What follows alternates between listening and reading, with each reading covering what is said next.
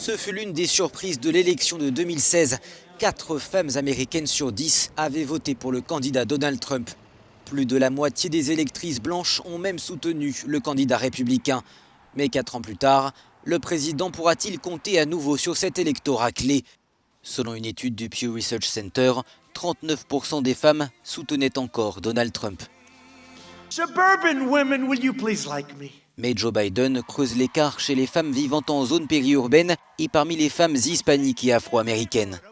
La gestion de la crise du Covid-19 par le président américain et la question du racisme aux États-Unis peuvent l'expliquer. Certaines électrices ayant souhaité tester Donald Trump en 2016 ne l'ont visiblement pas adopté. Si quelque chose ne va pas, je dois le corriger. J'ai eu tort de voter pour lui en 2016. Je veux réparer cette erreur. Mais d'autres électrices plus conservatrices continuent de défendre le président américain.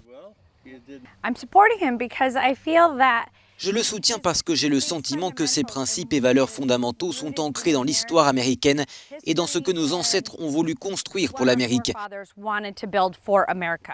J'ai le sentiment que l'opposition essaie vraiment de saper notre société telle qu'elle est aujourd'hui. Plusieurs enquêtes montrent que Donald Trump perd du terrain dans les banlieues du pays et pas seulement chez les femmes.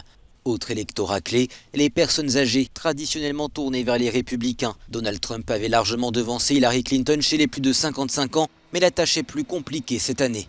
Selon un sondage Reuters-Ipsos, dans cette catégorie, Joe Biden est au coude à coude avec Donald Trump dans certains États clés comme la Pennsylvanie, le Michigan, la Floride ou l'Arizona.